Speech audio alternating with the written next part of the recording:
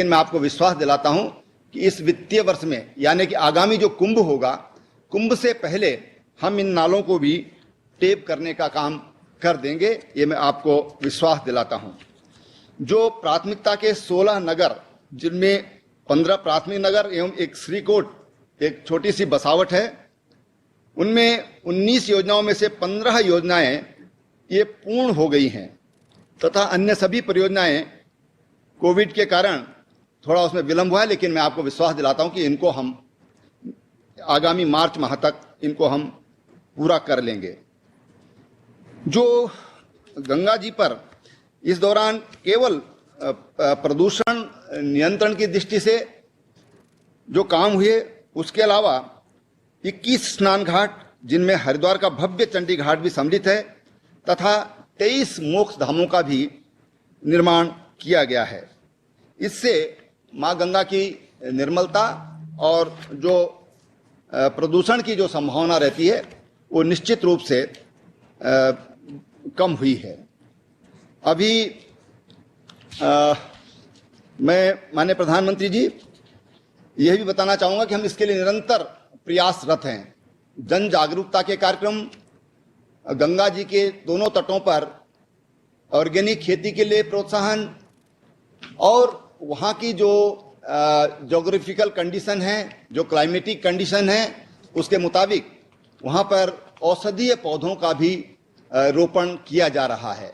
किसानों को जागरूक किया जा रहा है और हमने ऐसे गंगा तट से लगे हुए जो ब्लॉक हैं उनको ऑर्गेनिक ब्लॉक के रूप में उनको हम विकसित कर रहे हैं और उनको हमने ऑर्गेनिक डिक्लेयर किया है, ताकि कोई भी रासायनिक का उपयोग उन खेतों पे न हो जो गंगा जी को प्रभावित करती हैं।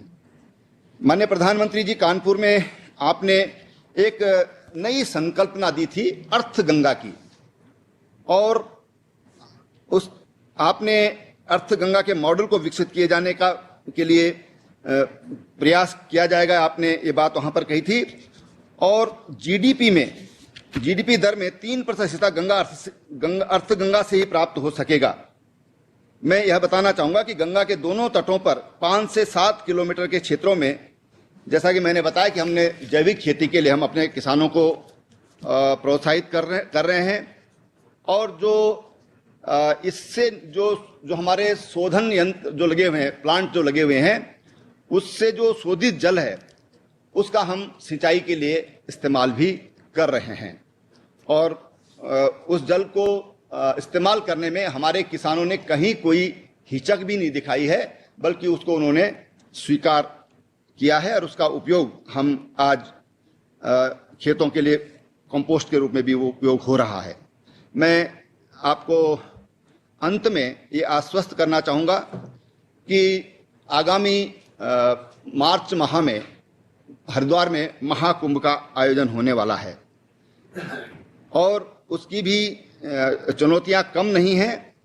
कुंभ में आने वाले जो श्रद्धालु हैं वो निर्मल गंगा में स्नान करके जाएं, वो एक संदेश लेकर जाएं कि माननीय प्रधानमंत्री जी के आह्वान पर गंगा स्वच्छ हुई है, गंगा निर्मल हुई है, और ये प्रयत्न हमारी सरकार कर रही है और हम इसके प्रति सदैव प्रतिबद्ध हैं, ये मैं आपको आश्वस्त करना चाहता हूं। और अंत में मैं आपका बहुत बहुत आभार प्रकट करता हूं माननीय जल शक्ति मंत्री जी, उनके सहयोगी रतनलाल कटारिया जी, उनका भी मैं बहुत बहुत आभार करता हूं। बहुत बहुत धन्यवाद। धन्यवाद सर।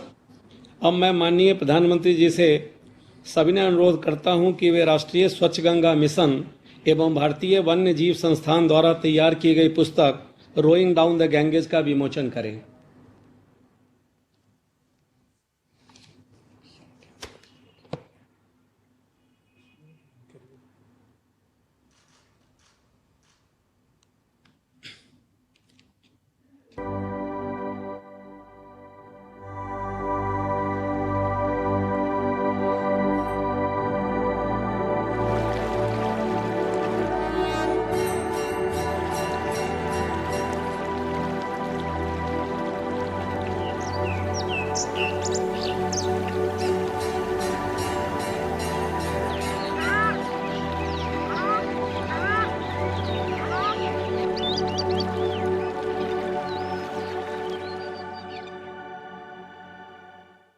से सविनय अनुरोध करता हूं कि वे जल जीवन मिशन के अंतर्गत ग्राम पंचायतों एवं पानी समितियों के लिए बनाई गई मार्गदर्शिका का विमोचन करें।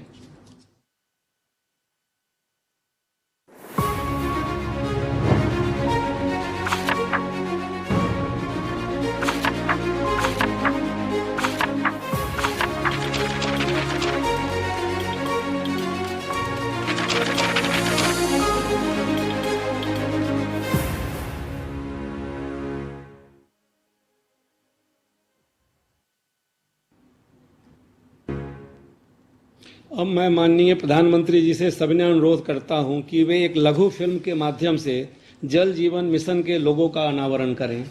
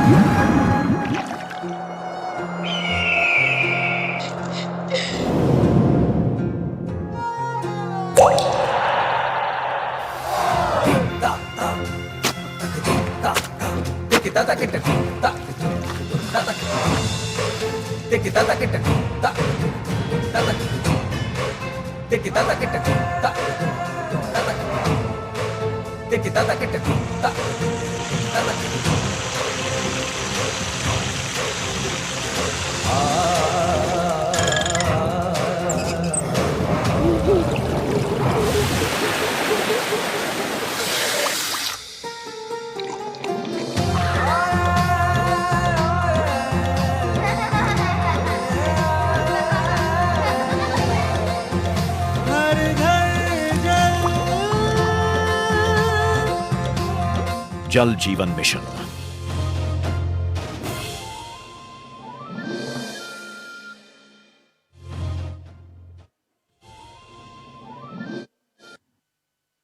और इस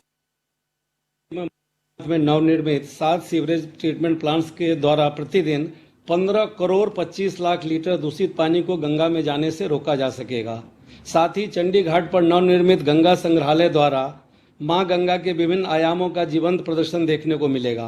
अब मैं माननीय प्रधानमंत्री से सविनय अनुरोध करता हूं कि वे नमामि गंगे के अंतर्गत उत्तराखंड की इन परियोजनाओं को लोकार्पण करें।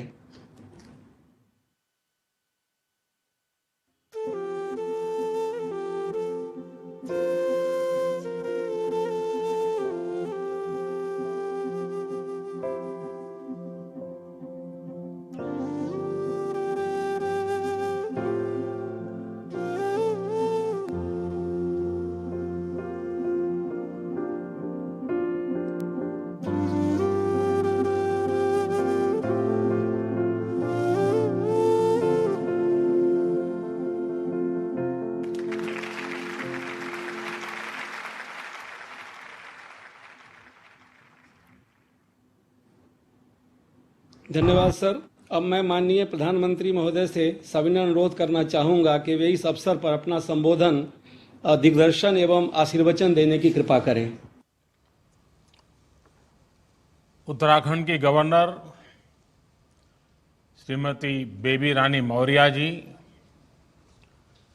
मुख्यमंत्री श्रीमान त्रिवेंद्र सिंह रावत जी, केंद्रीय मंत्रिमंडल के मेरे सहयोगी गजेंद्र सिंह शेखावत जी, डॉक्टर रमेश पोखरियाल निशंक जी, श्री रतनलाल कटारिया जी, अन्य अधिकारीगण और उत्तराखंड के मेरे भाई और बहनों, 4 धाम की पवित्रता को अपने में समेटे देवभूमि उत्तराखंड की धरा को मेरा आदरपूर्वक नमन। आज मां गंगा की निर्मलता को सुनिश्चित करने वाले 6 बड़े प्रोजेक्ट्स का लोकार्पण किया गया है। इसमें हरिद्वार, ऋषिकेश, बद्रीनाथ और मुनि की रेती में सीवेज ट्रीटमेंट प्लांट और म्यूजियम जैसे प्रोजेक्ट्स भी शामिल हैं।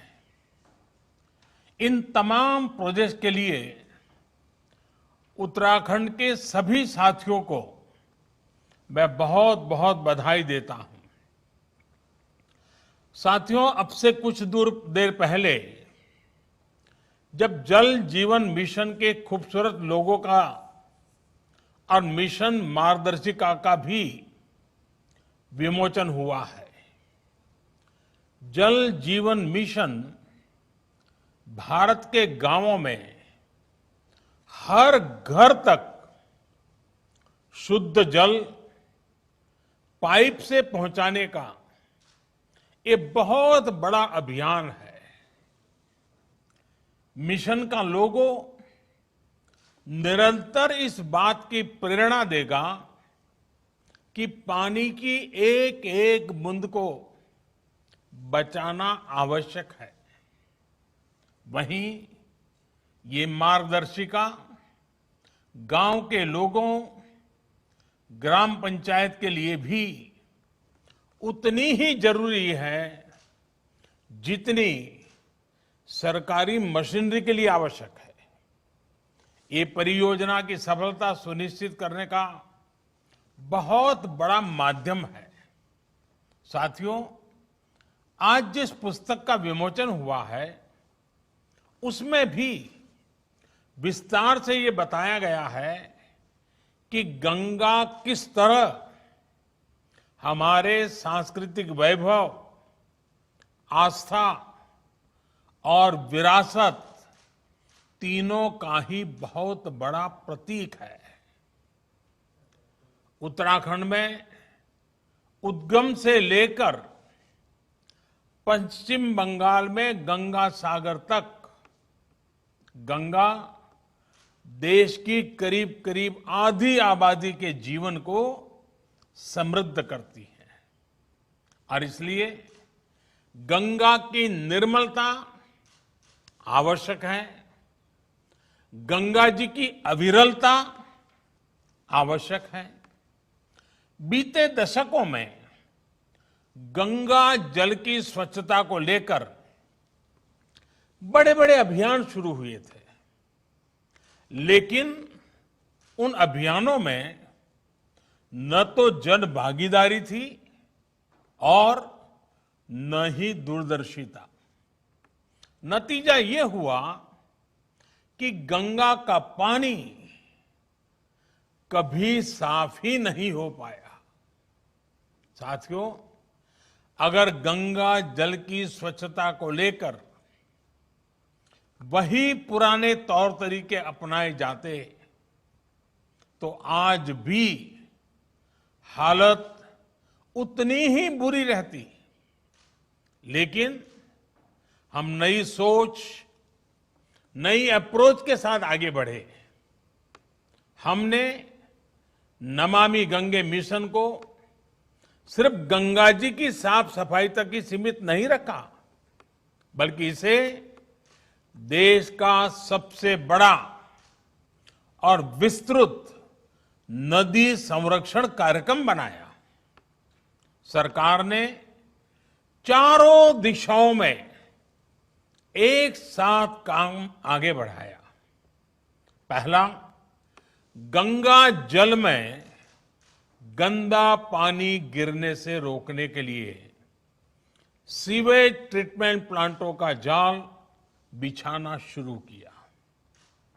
दूसरा, सीवेज ट्रीटमेंट प्लांट ऐसे बनाए जो अगले 10-15 साल की भी जरूरतें पूरी कर सके।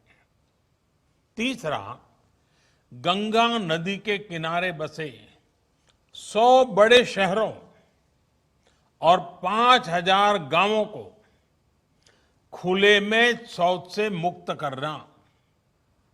और चौथा, जो गंगा जी की सहायक नदियां हैं उनमें भी प्रदूषण रोकने के लिए पूरी ताकत लगाना। साथियों, आज इस चौतरफा काम का परिणाम हम सभी देख रहे हैं। आज नमामि गंगे कार्यक्रम के तहत 30,000 करोड़ रुपए से अधिक की परियोजनाओं पर या तो काम चल रहा है या फिर पूरा हो चुका है। आज जिन प्रोजेक्ट्स का लोकार्पण किया गया है, उनके साथ ही उत्तराखंड में इस अभियान के तहत चल रहे करीब करीब सभी बड़े प्रोजेक्ट्स पूरे हो चुके हैं। हजारों करोड़ के इन प्रोजेक्ट से सिर्फ 6 सालों में ही उत्तराखंड में सीवेज ट्रीटमेंट की क्षमता करीब करीब 4 गुना हो चुकी है। साथियों, उत्तराखंड में तो स्थिति ये थी कि गंगोत्री, बद्रीनाथ, केदारनाथ से हरिद्वार तक 130 से ज्यादा नाले गंगा जी में गिरते थे। आज इन नालों में से अधिकतर को रोक दिया गया है। इसमें ऋषिकेश से सटे मुनि की रेती का चंद्रेश्वर नगर नाला भी शामिल है।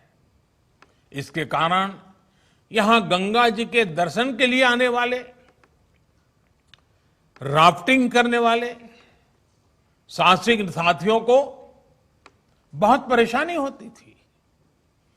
आज से यहां देश का पहला 4 मंजिला सीवेज ट्रीटमेंट प्लांट शुरू हो चुका है। हरिद्वार में भी ऐसे 20 से ज्यादा नालों को बंद किया जा चुका है। साथियों, प्रयागराज कुंभ में गंगा जी की निर्मलता को दुनिया भर के श्रद्धालुओं ने अनुभव किया था। अब हरिद्वार कुंभ के दौरान भी पूरी दुनिया को निर्मल गंगा स्नान का अनुभव होने वाला है और उसके लिए लगातार प्रयास चल रहे हैं। साथियों, नमामि गंगे मिशन के तहत ही गंगा जी पर सैकड़ों घाटों का सुंदरीकरण ये किया जा रहा है और गंगा विहार के लिए आधुनिक रिवर फ्रंट के निर्माण का कार्य भी किया जा रहा है। हरिद्वार में तो रिवर फ्रंट बनकर तैयार है। अब गंगा म्यूजियम के बनने से यहां का आकर्षण और अधिक बढ़ जाएगा। ये म्यूजियम हरिद्वार आने वाले पर्यटकों के लिए गंगा से जुड़ी विरासत को समझने का एक माध्यम बनने वाला है। साथियों, अब नमामि गंगे अभियान को एक नए स्तर पर ले जाया जा रहा है। गंगा जी की स्वच्छता के अलावा अब गंगा से सटे पूरे क्षेत्र की अर्थव्यवस्था और पर्यावरण के विकास पर भी फोकस है। सरकार द्वारा उत्तराखंड सहित सभी राज्यों के किसानों को जैविक खेती, आयुर्वेदिक पौधों की खेती का लाभ दिलाने के लिए व्यापक योजना बनाई गई है। गंगा जी के दोनों ओर पेड़ पौधे लगाने के साथ ही ऑर्गेनिक फार्मिंग से जुड़ा कॉरिडोर भी विकसित किया जा रहा है। गंगा जल को बेहतर बनाने के इन कार्यों को अब मैदानी इलाकों में मिशन डॉल्फिन से भी मदद मिलने वाली है। इसी 15 अगस्त को मिशन डॉल्फिन का ऐलान किया गया है। ये मिशन गंगा जी में डॉल्फिन संवर्धन के काम को और मजबूत करेगा। साथियों, आज देश उस दौर से बाहर निकल चुका है जब पानी की तरह पैसा तो बह जाता था लेकिन नतीजे नहीं मिलते थे। आज पैसा न पानी की तरह बहता है, न पानी में बहता है, पर पैसा पाई पाई पानी पर लगाया जाता है। हमारे यहां तो हालत ये थी कि पानी जैसा महत्वपूर्ण विषय अनेकों मंत्रालयों और विभागों में बिखरा पड़ा हुआ था, बटा हुआ था। इन मंत्रालयों में, विभागों में न कोई तालमेल था और न ही समान लक्ष्य के लिए काम करने का कोई स्पष्ट दिशा निर्देश। नतीजा ये हुआ कि देश में सिंचाई हो और फिर पीने के पानी से जुड़ी समस्या, ये निरंतर विकराली होते गए। आप सोचिए, आजादी के इतने वर्षों बाद भी 15 करोड़ से ज्यादा घरों में पाइप से पीने का पानी नहीं पहुंचता था। यहां उत्तराखंड में भी हजारों घरों में यही हाल था। गांवों में, पहाड़ों में जहां आना जाना तब मुश्किल हो, वहां पीने के पानी का इंतजाम करने में सबसे ज्यादा तकलीफ हमारी माताओं को, बहनों को, बेटियों को उठानी पड़ती थी, पढ़ाई छोड़नी पड़ती थी। इन समस्याओं को दूर करने के लिए देश की पानी से जुड़ी सारी चुनौतियों पर एक साथ ऊर्जा लगाने के लिए ही जल शक्ति मंत्रालय का गठन किया गया। मुझे खुशी है कि बहुत ही कम समय में जल शक्ति मंत्रालय ने तेजी से काम संभालना शुरू कर दिया। पानी से जुड़ी चुनौतियों के साथ साथ अब यह मंत्रालय देश के गांवों में हर घर तक जल पहुंचाने के मिशन में जुटा हुआ है। आज जल जीवन मिशन के तहत हर दिन करीब करीब 1 लाख परिवारों को शुद्ध पेयजल की सुविधा से जोड़ा जा रहा है। सिर्फ 1 साल में ही देश के 2 करोड़ से ज्यादा परिवारों तक पीने का पानी पहुंचाया जा चुका है। यहां उत्तराखंड में तो त्रिवेंद्र जी और उनकी टीम ने एक कदम आगे बढ़ते हुए सिर्फ 1 रुपये में पानी का कनेक्शन देने का बीड़ा उठाया है। मुझे खुशी है कि उत्तराखंड सरकार ने साल 2022 तक ही राज्य के हर घर तक जल पहुंचाने का लक्ष्य रखा है। कोरोना के इस कालखंड में भी उत्तराखंड में बीते 4-5 महीने में 50,000 से अधिक परिवारों को पानी के कनेक्शन दिए जा चुके हैं। ये उत्तराखंड सरकार की प्रतिबद्धता को दिखाता है, कमिटमेंट को दिखाता है। साथियों, जल जीवन मिशन गांव और गरीब के घर तक पानी पहुंचाने का तो अभियान है ही। ये एक प्रकार से ग्राम स्वराज को, गांव के सशक्तिकरण को, उसके लिए भी एक नई ऊर्जा, नई ताकत, नई बुलंदी देने वाला अभियान है। सरकार के काम करने में कैसे बहुत बड़ा बदलाव आया है, ये उसका भी उदाहरण है। पहले भी सरकारी योजनाओं पर अक्सर दिल्ली में ही बैठकर फैसला होता था। किस गांव में कहां सोर्स टैंक बनेगा, कहां से पाइपलाइन बिछेगी, ये सब फैसले ज्यादातर राजधानियों में ही होते थे। लेकिन जल जीवन मिशन ने अब इस पूरी परिपाटी को ही बदल दिया है। गांव में पानी से जुड़े कौन से काम हो, कहां काम हो, उसकी क्या तैयारी हो, ये सब कुछ तय करने का, फैसले लेने का अधिकार अब गांवों के लोगों को ही दे दिया गया है। पानी के प्रोजेक्ट्स की प्लानिंग से लेकर रख रखाव और संचालन तक पूरी व्यवस्था ग्राम पंचायत करेगी, पानी समितियां करेंगी। पानी समितियों में भी 50% गांव की बहनें हो, गांव की बेटियां हो, ये भी सुनिश्चित किया गया है। साथियों, आज जिस मार्गदर्शिका का विमोचन किया गया है वो इन्हीं बहनों बेटियों, पानी कमेटी के सदस्यों, पंचायत सदस्यों के सबसे ज्यादा काम आने वाली है। एक प्रकार की मार्गदर्शिका है और मेरा पक्का विश्वास है पानी की कठिनाई क्या होती है, पानी का मूल्य क्या होता है, पानी की आवश्यकता कैसे सुविधा और संकट दोनों लाती है, इस बात को हमारी माताएं बहनें जितना समझती हैं शायद ही कोई समझता है। और इसलिए जब इसका पूरा कारोबार माताओं बहनों के हाथ में जाता है तो बड़ी संवेदनशीलता के साथ, बड़ी जिम्मेदारी के साथ वे इस काम को निभाती हैं और अच्छे परिणाम भी देती हैं। ये गांव के लोगों को एक मार्ग दिखाएगी।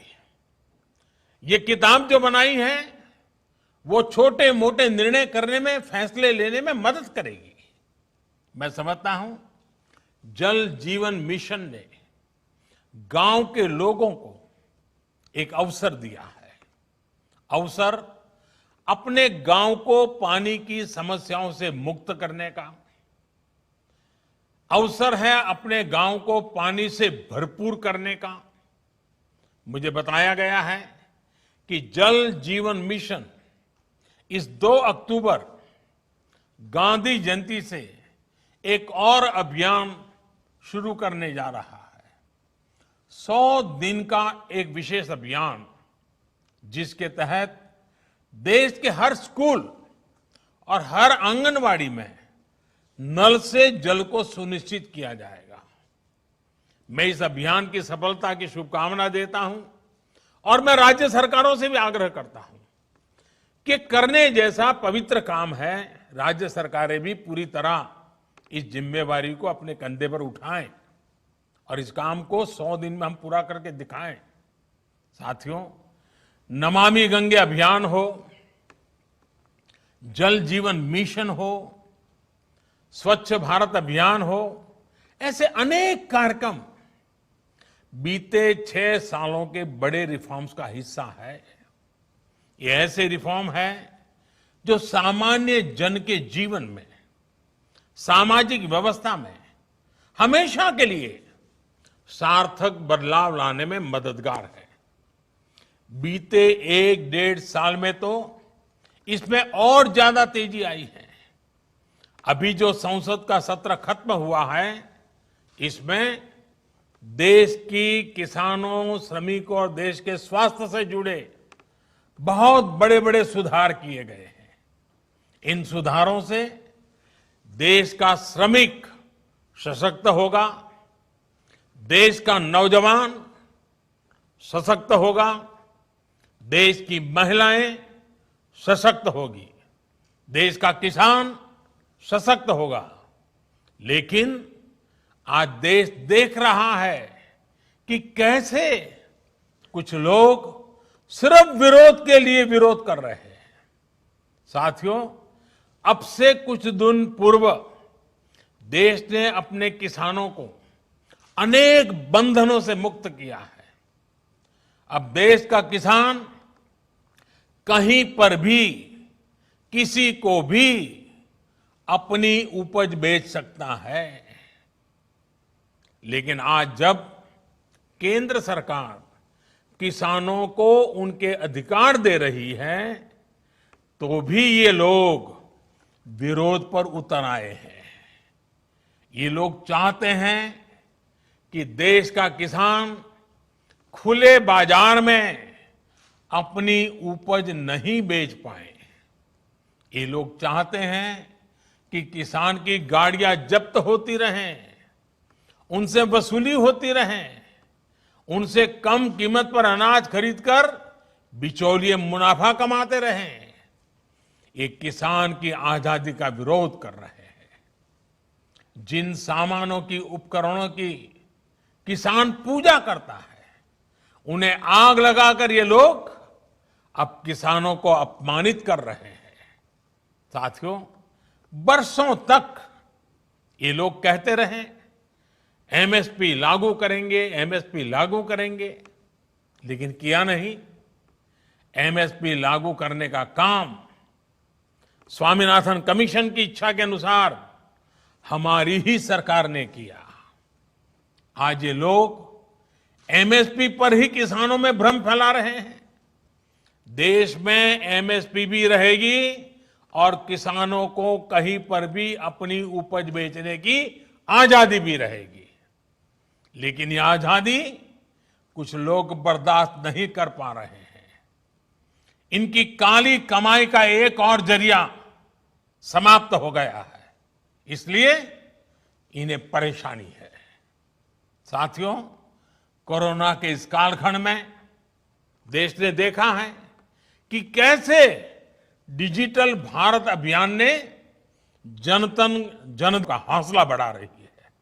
साथियों, 4 साल पहले का यही तो वो समय था जब देश के जांबाजों ने सर्जिकल स्ट्राइक करते हुए आतंक के अड्डों को तबाह कर दिया था। लेकिन ये लोग अपने जांबाजों के साहस की प्रशंसा करने के बजाय उनसे ही सर्जिकल स्ट्राइक के सबूत मांग रहे थे। सर्जिकल स्ट्राइक का भी विरोध करके ये लोग देश के सामने अपनी मंशा, अपनी नीयत साफ कर चुके हैं। देश के लिए हो, जो भी काम हो रहे हो, हर काम का विरोध करना इन लोगों की आदत हो गई है। उनकी राजनीति का एकमात्र तरीका ये यही है, बस विरोध विरोध विरोध। आप याद करिए, भारत की पहल पर जब पूरी दुनिया अंतर्राष्ट्रीय योग दिवस मना रही थी, पूरे विश्व में भारत गर्व कर सकता है योग पहुंच चुका है, तो ये भारत में ही योग का विरोध कर रहे थे। जब देश की सैकड़ों रियासतों को जोड़ने का काम, ऐतिहासिक काम करने वाले,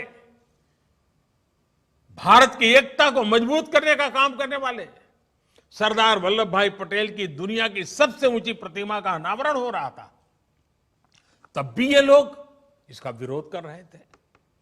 आज तक इनका कोई बड़ा नेता स्टैच्यू ऑफ यूनिटी के दर्शन करने नहीं गया है। क्यों? क्योंकि उन्हें विरोध करना है। साथियों, जब गरीबों को 10% आरक्षण का फैसला हुआ, तब भी ये इसके विरोध में खड़े थे।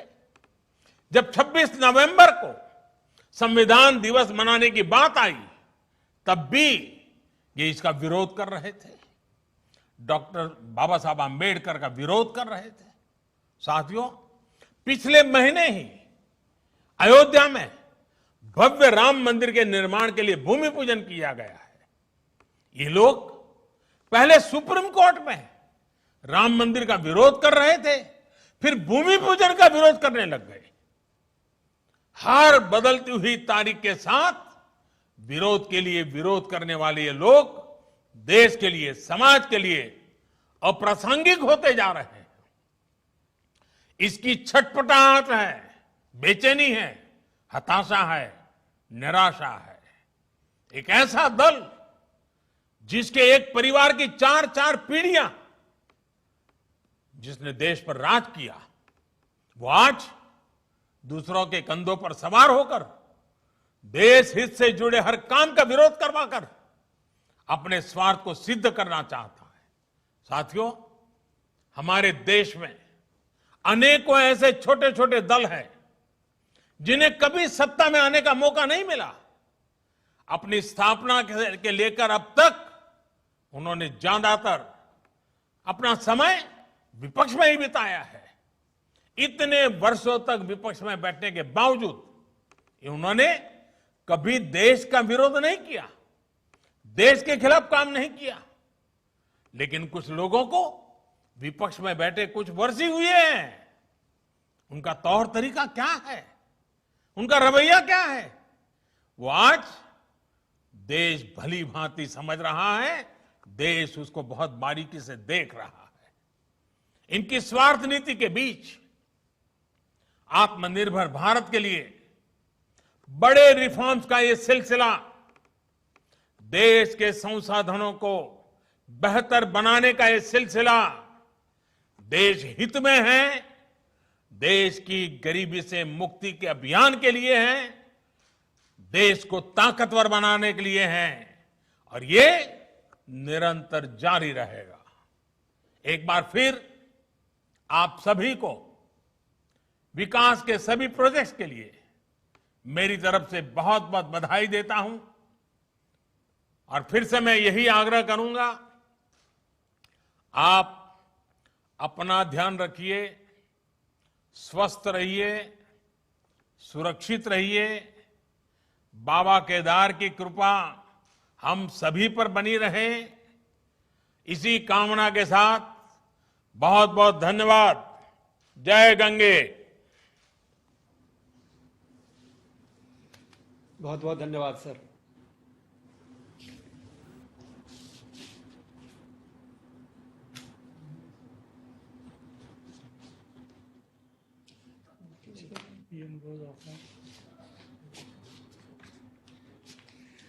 तो आप सुन रहे थे प्रधानमंत्री नरेंद्र मोदी को कई योजनाओं का प्रधानमंत्री नरेंद्र मोदी की तरफ से ऑनलाइन लोकार्पण किया गया है। इसके साथ साथ उत्तराखंड वासियों को बड़ी सौगात प्रधानमंत्री की तरफ से दी गई है। हालांकि इस मौके पर सीएम त्रिवेंद्र सिंह रावत भी वीडियो कॉन्फ्रेंसिंग के जरिए जुड़े 3 एसटीपी प्लांट का लोकार्पण प्रधानमंत्री नरेंद्र मोदी की तरफ से किया गया है। पीएम मोदी ने वीडियो कॉन्फ्रेंसिंग के जरिए 3 एसटीपी प्लांट का लोकार्पण किया। 176 करोड़ रुपए की लागत से ये 3 एसटीपी प्लांट बने हैं, जिनका लोकार्पण प्रधानमंत्री की तरफ से किया गया है। सीवेज प्लांट में कई आधुनिक मशीनें लगाई गई हैं। खेती और सिंचाई में पानी का उपयोग इनके द्वारा किया जाएगा।